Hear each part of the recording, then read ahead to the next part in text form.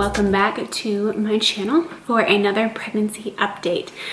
So like I said in my first trimester must-haves, I'm going to split up the first trimester kind of discussion into two videos. So that video, if you haven't seen it, go check it out. I talk about different products that have helped me a lot through the first trimester. And in this video, I want to talk about, bless you, I want to talk about things that I wish I knew or that I was not told about the first trimester. I just want to share for any new moms out there. Maybe you're newly pregnant, maybe you're trying to get pregnant. And again, this is my experience, so I know that there's a million different experiences out there, and no two pregnancies are going to be the same. But I wanted to make this video because when I was newly pregnant and when I was trying to get pregnant, I loved watching these videos. So hopefully you find some of this helpful. Okay, so getting right into it, like I mentioned in my first video, I didn't have morning sickness. I was a little nauseous in the morning, but I never threw up. I was able to get my day going, and so I felt, as far as sickness, I felt pretty okay. There was a couple things, like I said in my first video, that I was able to take to alleviate some of the nausea. It was just usually in the very early mornings, right when I woke up. I'm an early riser, and so I was able to change my routine, take a couple supplements, and I was usually fine throughout the day. The one symptom that really got to me was the fatigue. Now the fatigue for me, when I found out I was pregnant, it was like we were trying, so it was like 2 days before my missed period, I got that first really faint line. So the first couple weeks, I think weeks 4, 5, and 6, I felt normal. I felt fine. I might have felt a little bit bloated. Boobs definitely hurt, but I felt okay. And I think around week 6, 7, the fatigue started setting in.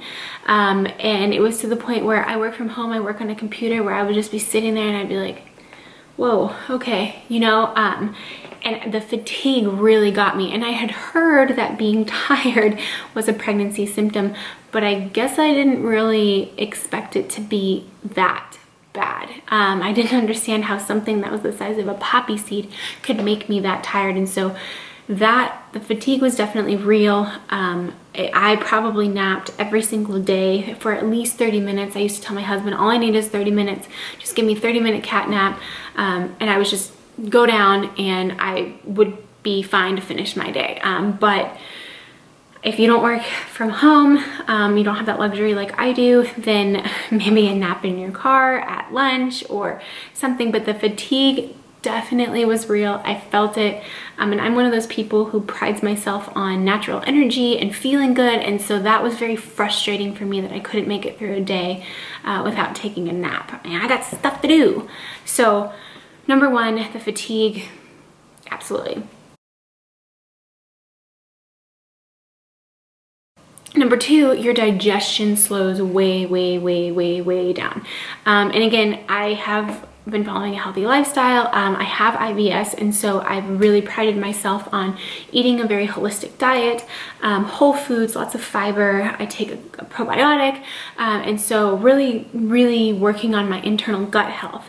Well, as soon as I got pregnant, I had a really hard time keeping my regularity, and I still do. That doesn't really change because your progesterone needs to be high to support baby. So your digestion is going to slow down. And if you haven't paid attention to your digestion ever, you might not notice this as much, but I'm a once a day, twice a day, 3 times a day goer, and there were days where I just wasn't able to go. And so that's where, again, I show some supplements that I've been taking in my other video. But that was something that I didn't know, nobody told me about. And that's also an early pregnancy symptom, as well as a you're getting your period symptom, because the time between ovulation and menses, when you bleed, your progesterone is actually higher in the event that you did conceive. So usually that, you know, cycles back through and you're able to go prior to bleeding if you didn't conceive. But if you did conceive and you are pregnant, your progesterone stays high. And so that was my problem, not being able to go to the bathroom, and just realizing that your digestion and everything is changing.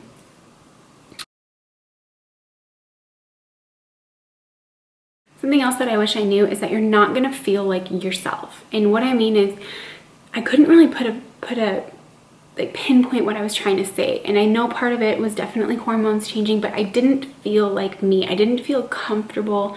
I started to get kind of the bloat early on. And like I said, I have IBS, so I felt and I looked like I felt like lower uterine bloat, like you ate something you shouldn't have, or you're having gas or something like that.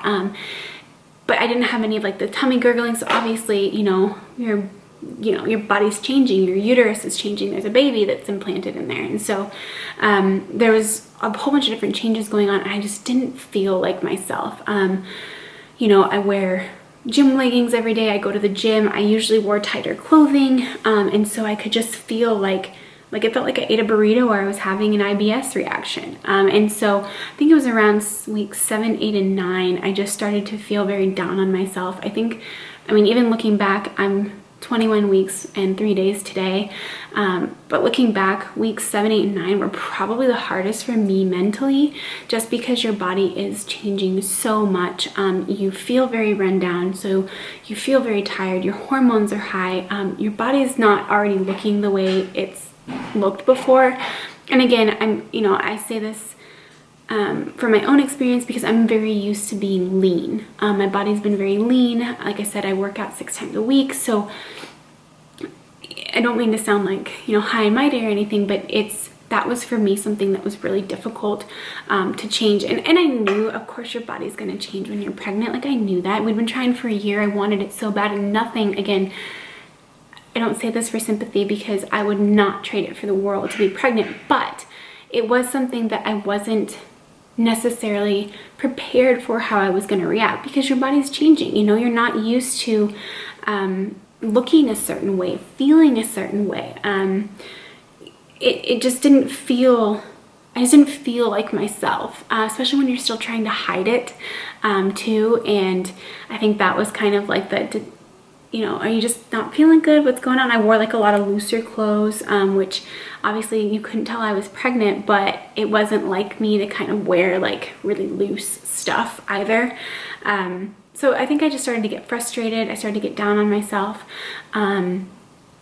Again, I was, very hard on myself too, because I am a fitness coach. And so it was hard to hide those things, but then also to be transparent about what's going on, because like I said, your body is changing. And it was being naked in front of my husband was hard for me at first, because my body was changing. Obviously, we as women, anybody is going to be their biggest critic. And so obviously my husband didn't care. He thinks I look better now than I did unpregnant, but bless his heart. But it was just hard to kind of make that transition and feel comfortable around my husband. I wish that was something that I was prepared for, so I wasn't so hard on myself.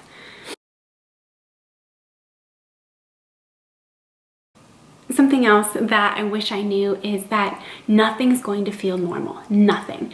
And again, I was very in tune with my body prior to pregnancy, and so when there was a tug or a cramp or like a flutter or something, it was like, what was that? What's going on?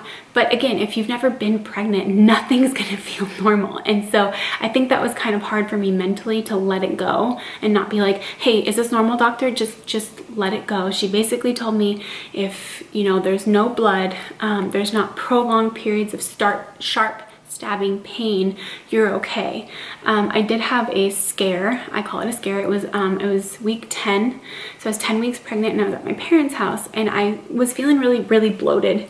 My husband was on shift and he wasn't there, and I just thought it was something that I ate. Well, then I started to feel like a very mild kind of stabbing feeling in my left ovary area, and so it was making me really nervous. Every time I stood up, it wasn't going away. I couldn't figure out what it was, so I ended up calling in. It was after hours. I ended up calling in to my nurse, and she said it sounds like a UTI. Well, I know it's not a UTI. I drank so much water. I drink over a gallon and a half easy now. I knew it wasn't a UTI. I didn't feel like a UTI. And she said, you know, as long as there's no blood or anything like that, she goes, you can always go to the emergency room. I'm not gonna go to the emergency room. I figure, you know what, it's Friday night. I will monitor this, obviously, and if it gets worse, of course, I'll go to the emergency room. But she said, you know, it sounds like it could be a UTI. You could go to urgent care if it doesn't clear up. So I was like, okay. So I drank my water, whatever. I went home, and my husband wasn't home, so I called him. When I finally got a hold of him, I was like, you know, do you want me to go to the emergency room? What do you think? And he said, no. He's like, let's see how you feel tonight. Well, I didn't feel, I went to bed okay, felt fine in the morning. My mom called, I was totally fine.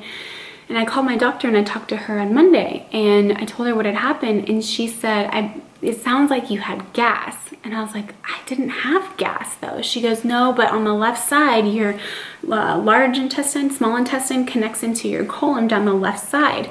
She goes, so it's very possible you had some pent up gas that was behind that ovary that made you feel that way, even though it wasn't coming out up or down. She's like, you may have just had that pressure in there. So that made me feel a lot better because again, I didn't have any bleeding. I didn't have any stabbing pain. It was just, I was crying because I was nervous. I just didn't know, you know, you just don't know. So I think that was something that I wish I had kind of known, that your body's going to change. It's going to feel different. It's going to do weird things. I had nosebleeds my first trimester a lot just because of the increased blood circulation. And so it just, things are going to be different. And I think if I tried to, you know, symptom check and symptom freak out at every little thing, I would have drove myself crazy. So to just be able to kind of trust in your body and know that it's going to do what it needs to do is super, super important. Lastly, so this could go in my second trimester video depending upon where you guys are. Well, we opted to do prenatal testing. So we did prenatal testing when I was 11 weeks pregnant, so still in the first trimester. And with prenatal testing, we could also find out the gender. So something that I didn't expect was my reaction to the gender. Knowing what I know now, I don't know that I would ever do a gender reveal party. I think they're amazing. I think that they are so much fun. We thought about doing a gender reveal party. Knowing what I know now and how I reacted, I don't know that I would do one for a second or third pregnancy. Yeah, I think I would just want to be with my husband.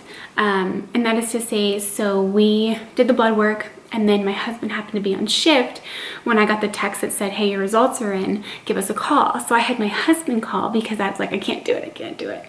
And so he called, and then he called me and he's like, do you want to know? And I said, no, I want to be sitting with you when you tell me, because he works 24-hour shifts. So he's like, okay. So I said, but is it healthy? Do we have a healthy baby? Because we did all the prenatal screenings as well, or what that covers. He said, yes, we have a healthy baby, nothing to be concerned about. And so of course I'm emotional. I'm like, oh my gosh, thank God, a healthy baby, okay.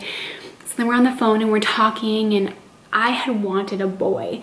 I wanted a boy so bad. I just thought that it was a boy. My husband is the only boy in his family, and I thought to have a big brother. I never had a big brother growing up, so I had been thinking it was a boy. I had planned for it to be a him in my head. And so I finally begged my husband. I said, just tell me. I can't wait 24 hours. You just have to tell me. And he told me, okay, we're having a girl. And my reaction was not what I thought it was going to be. I was very emotional. I was upset. And then I was upset at myself for being upset that we have a healthy baby girl. And yet, why am I acting this? It was a rush of emotions. I was super upset at myself to think after we've tried so hard for a pregnancy, now that I'm pregnant and she's healthy, what is wrong with you? It was a really weird mix of emotions, and I was pretty upset with myself. I was pretty upset with how I felt upon hearing that information, and it took about a day or two for me to finally feel so happy. And my husband was very happy. He wanted a girl. He was very, very excited it was a girl, because he always said we have to have a girl first because we have to spoil a girl. If we spoil a little boy, he's going to grow up to be a candy ass. And my husband. So he was very excited, and I kind of thought it was gonna be the opposite. I thought if it was a girl, I would be super excited, and he wouldn't be, because I mean, most guys want a boy, right? So it was just a really weird mix of emotions, and I still look back on that. Now I am so incredibly happy to have a little girl. I mean, I can't wait to have a little girl. When I first found out, it was a really weird mix of emotions that I didn't expect to feel. And knowing that now, I don't know that I would do a gender reveal. Again, that's just something that nobody told me about. I don't know that I could have had those emotions around people and been okay with myself and not felt guilty, because I am a very emotional person. So again, those are just some things that I picked up along the way, and I jotted them down throughout the first trimester. Just things that I kind of wish I knew, or that somebody had told me. I'm not sure if I said it, but today, as of this recording, I am 21 weeks and 3 days pregnant. So that means I will be filming a second trimester video in about 6 weeks or so. That's crazy. I can't believe I'm already more than halfway through the second trimester. As of today, as of this recording, I will show you my little bum. Maybe I can show you. So here's my little baby bump on the side, from the front, from the other side, a little dark, from the back. No, I'm just kidding. So yeah, little baby bump, more than a little over halfway there. But again, this is the end of my first trimester series. Hopefully my whole head isn't cut off this entire video. That would stink. But I hope you guys like these type of videos. I really liked the what I thought I knew or what I wish I knew, so I'll make sure I'll do one of those for the second trimester, because I got some good ones coming already. So make sure you guys stay tuned, subscribe, so that you're notified when I do upload those. Thanks guys, bye.